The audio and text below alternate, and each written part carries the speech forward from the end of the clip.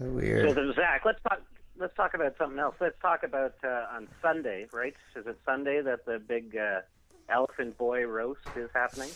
Oh yeah. Oh dude, I'm so excited about the roast. It's going to be a lot of fun. I've apparently scored a date, I guess, in the form of Nicole Bass. We were chatting last night on the phone. Yeah, I've been chit-chatting with her on Twitter, and she hit on me yesterday, buddy. I'd watch your back. She was like, oh, maybe I should come down to Canada and spend some time with you. But she's definitely a hungry lady. She knows what she. It's hard because like I love Nicole. She's great, but she misses her husband, and it's hard for her to. She really like. Not to get all serious, like, it's like she just really misses her husband. You could tell, like, he was just like, she was married to him for like 30 years or something like that, you know what I mean? Like 28 years. So it's like, she's just, I don't know. I feel bad for her in that sense. I don't know. Like, I would be in a very, like, shitty situation in that, like, sense. So I don't know. Like, it's just, she's definitely, like, she talks about him all the time and stuff like that. So she's definitely. Well, for sure. But she needs something to take her mind off of. I told her that you had a 9-inch tongue and could breathe through your ears. Absolutely, dude. Yeah, I'd be more than happy to go down on Nicole, but oh my gosh! So you're interested in giving blowjobs? That's good to know. Let's hear a little bit of Zach. I love eating pussy, and I'm sure Nicole's got a delicious pussy. I found you know what? I'm not even gonna go. We're not gonna say that. I'm just, I'm for the first time in my life, I'm gonna choose discretion's the better part of valor. Just, yeah, I'm sure she's got a delicious pussy like all women do. So yeah. Robin, it's time for she told news. Me it's really drippy.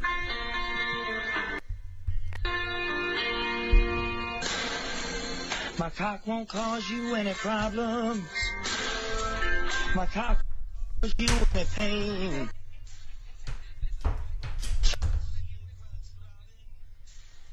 Only want Robin to see my throbbing purple veins, purple veins, purple veins, purple veins, purple veins. Fabulous. Purple veins, purple veins. Do you love that or what? Only want Robin to see my throbbing purple veins. Well, there you go. Wow. Oh, wow. I'm speechless. Robin, what's the lead story? The lead story, Howard. I'm sorry, Robin. There's 7 minutes more of that song. I didn't realize. Oh. Who did that one? It's brilliant. It's the same guy who brought you Rear Entrance. Zachary. Rear Entrance. Zachary what? Remember that? Messier? Zachary Messier. Right. Entrance. Oh, that one. He's very good. Messier. Was Robin's titties sweaty? I do love Rear Entrance. Rear entrance. Yes, Rear Entrance. Inside my cock will spread. I'll give you a bit of trivia on Zachary. He won the Pretty Penis contest here. Oh, is that who that is? That's who it is. That's the guy who was supposed to date Nicole. That never happened, did it? Right. Robin, take me to rear entrance. Well, anyway, Robin, what is the lead story? There you go. Absolutely brilliant. Bravo. I gotta send an email to Richard and Sal or Steve and just let them know they owe me for getting Robin to say I love Rear Entrance. Like they got that soundbite. That is a good one. Yeah, they owe me for. When else would you get her to say I love Rear Entrance like emphatically like that? Like like naturally. It just came out. No, it was definitely a classic moment. I was excited for you when I heard it. I was like, yes, that's my man. Yeah, me too. For sure. So yeah, man. So yeah, well, so tell us about this date you arranged with Nicole, Miss Bass, as she's known. Sorry, I was just taking a bong hit, man. Please don't let me interrupt you. No. It's listen. It's I had sent Nicole a message a while back about it, and I guess Mooski and Mark had both. Mooski had asked me, Mark had sent her a message, and finally she responded to Mooski something like, "All right, yeah, I guess I'll come." And I said, "Oh, good, I'll get you a ticket. Don't worry, I'll take it." She's like, "Oh, hey Zach, what is this thing all about?" And I was like, "Listen, blah blah blah." I was chatting with her this via Twitter, and she's like, "Here, take my number, give me a call, we'll chat later." And so, I ended up calling her and talking with her, and I was like, "Yeah, listen, we'll meet up there. Don't worry, I'll take care of all your drinks, your food, everything like that. It's all on me. You're covered, so don't worry, I got it." Like, I said, if you want to show up, but I told her, I was like, I'm not going to be there till 6:30 because they changed the start time. You know what I mean? I got to pick Gonzo up from the airport. Nah, Gonzo. That's right. He's coming into town to see the Elephant Boy roast. I'm hoping You're to get him to go to the roast. Nicole for Gonzo. Well, no.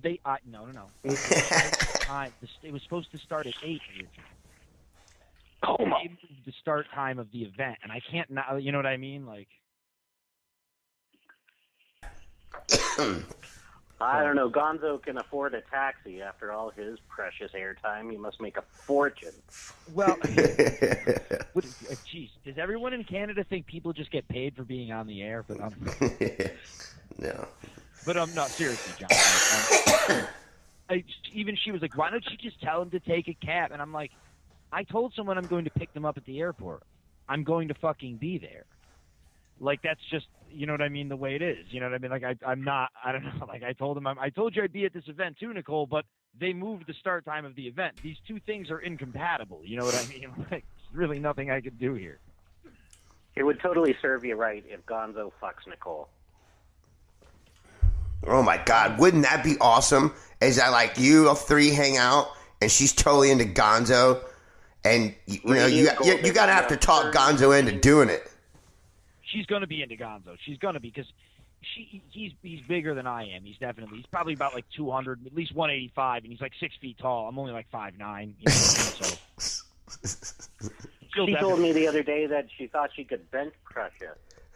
Oh, she could definitely bench press you. I weigh 155. You weigh 155?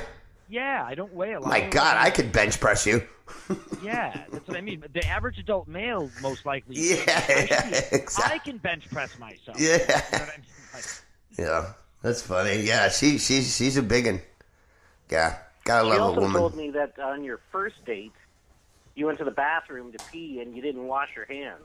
And she took a survey of the restaurant and all her words, chinks, said that they wash their hands. I called her out on the chinks thing, but now I'm calling you out on not washing up after you pee. First, before we get into that, I just want to say how awesome Nicole is. Like, I love that you don't ever have to worry that anything you're going to say is going to offend her or anything. She's just like whatever about fucking everything. Oh, she's a good sport, for sure. Racist jokes. She's really funny. She's a really funny person. Like, yeah. Definitely, like, humorous. But, yeah, she's a good dude. I total bro. She's a funny guy. I don't usually wash my hands after I pee unless I get piss on my hands or something. My genitals are clean. I don't know. Usually my hands are kind of dirty. When you hold the title of a pretty penis, I would imagine it's pretty clean. It is, and I actually, like, most of the time, because I work in construction, you got to understand, I'm not washing because if I washed all day, like with the materials, like today I had to go get gravel out of pits and like different samples and like reach my hand into it and stuff. I'd be washing my hands 80 times a day. So when I go to pee, I just unzip and kind of like wiggle my penis out of like the front, because I'm trying not to touch it because my hands are disgusting. So I'm actually more, like in the, like, that's just, I don't usually wash unless I get piss on my hands. I know it's, you know what I mean? My hands are usually filthy, so I don't want them to touch my penis. And, if I I always want my hands to touch my penis. Now, I have issue with you calling it a pretty penis because Howard, I listened to it the other day, Howard said you were like tiny little penis man. And I think that instead of pretty, it's probably, oh, isn't it cute penis? Howard said that he had a tiny penis? Well, no, that was actually... Because it's tiny like him. Really? Because I was going to say, Howard always talks about what a shrinky dink he has. Yeah, John, he said it was exactly like his. John, let me explain something to you. Yeah, they might have had some cockfight, though. I'm gonna go on Zach. He had cockfight. I mean, you're in the studio. It's early. It's cold. You got an Oriental man with his grip around you. I might get a little shrinkage too, man. For that. Well, I would have, yeah. I mean, I definitely chubbed up for George, but I chubbed up. listen, Fluffer. Sulu, I've been a Trekkie my whole life. You got to understand. I was just starstruck. Hey, man, I love Solo too, but I don't think I'm a chub for him. If DeForest Kelly was grabbing your knob, would you be all hard like that? Well, Leonard Nimoy, maybe. DeForest was different. You know, me and him had a different relationship. But oh my! Either way, that being said, the doctor, not a homo. Damn it! I'm a doctor, not a penis judge. But